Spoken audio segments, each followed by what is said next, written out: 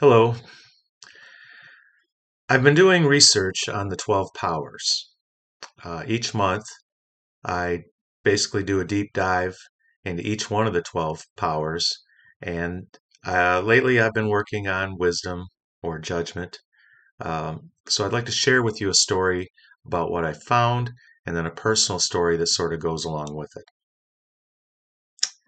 One morning back in 1995, two men named MacArthur Wheeler and Clifton Johnson robbed two banks near Pittsburgh, Pennsylvania.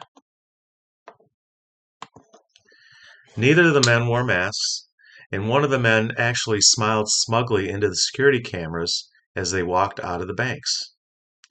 Later that day, the smug bank robber was completely surprised when the police showed up at his home and arrested him. The police reported that as the man was arrested, he kept mumbling to himself, "But I wore the juice!" What had happened was that the two men had learned that lemon juice had the same chemical properties as disappearing ink. So both men thought that if they put lemon juice on their faces, that it would make them invisible to security cameras. Even after the police had shown the man the security footage, the man was still surprised that the juice hadn't worked. In fact, he suspected that the security footage was fake. Later, this story came to the attention of two social psychologists, David Dunning and Justin Kruger. The two psychologists were curious about what had made these two bank robbers so confident in their lemon juice theory. So they put together a study using college students. They tested these students in several subjects. After the test, they asked the students how well they thought they did on the test compared to the other students. What they discovered was that the students who performed lowest on the test tended to overestimate their performance, and not just by a little. They wildly overestimated their performance. Conversely, the students which scored the highest on the test all tended to underestimate their performance compared to the other students. This is what's known as the Dunning-Kruger Effect. What the study showed was that incompetent people often lack the ability to recognize their own lack of knowledge. This often leads them to overestimate their own capabilities and leads to several other problems down the road. The study also showed that as actual knowledge increases, confidence decreases because we start to understand what we don't know and how much more we have to learn. This phenomenon is relevant to all aspects of society. One example is singers.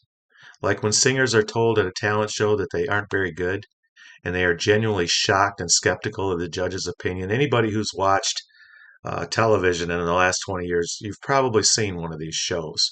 And it's kind of funny to watch when the worst singers just fall apart because they'd never heard that they were bad before. That's the Dunning-Kruger effect. But I want to share an example of the Dunning-Kruger effect from my own church. About 11 years ago, I was elected to my first term as board president at Unity of Flint. What everyone said they wanted me to do was improve the music immediately. It fell on me to do this because we hadn't had a minister in over 6 years. But we did have two singers, and one was okay, but the other was just not okay. She was, however, the girlfriend of our office manager slash maintenance man slash audio video guy slash greeter. His name was Bob. But I needed to replace his girlfriend, this very nice lady who she was also a great greeter, by the way. And it was sad because she would have been a good singer if she had taken lessons, but she hadn't. She sang in the very highest key a human being can sing in. And I know this because I did some research and found out that that's what she was doing.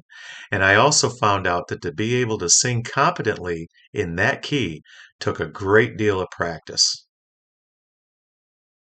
But without training, it's really hard on the ears. Being a Unity church, though, after she would sing, everyone would tell her how wonderful she was. And then they would pull me aside after church and beg me to replace her. So that was the position that I was in. And because of all the praise she had received, she had no idea how rough she sounded. At one point, she actually could not finish a song. She got halfway through it. She couldn't reach, because she had started in such a high key, she couldn't get to the next key. And she just stopped and walked off. And during this time, our church congregation was shrinking too. I think a lot of it had to do with the music. So I thought eventually I thought about it for weeks. Eventually I thought I'd come up with a way to replace her that wouldn't hurt her feelings. I got the board to agree to hire professional singers and change our policy so that we would no longer use any members as singers. And I thought I was brilliant for coming up with that solution. I'd finally done it. I'm not going to hurt her feelings. I'm going to improve the music. Everything, it's going to be perfect. About a week later, both she and Bob quit. So what had happened was she had overestimated her skill as a singer, and I had overestimated my skill at running a church. So just to drive the point home, right now today, 88% of American drivers believe they are better than average. Now, I am not a math expert. If I have a question about math, I usually just go to Benjamin Justin, who's also in this class. Um, but even I know that's an impossibility. 88% can't be higher than average or above average drivers. Also, the popularity of social media has had an unfortunate effect on our modern society, thanks to the Dunning-Kruger effect. Today, information is at our fingertips 24 hours a day, 7 days a week. Often, however, this information is incomplete or entirely incorrect. This naturally leads to overconfidence in our own expertise on countless subjects. This phenomenon is occurring everywhere, and we can all see the negative effect it's had on our society. We are currently living in a time when we are absolutely surrounded by millions of experts who don't have a clue what they're talking about. We've all experienced this. The unfortunate truth is that we can all be subject to the Dunning-Kruger effect. The remedy, however, is to never stop trying to learn no matter how much you know about a subject.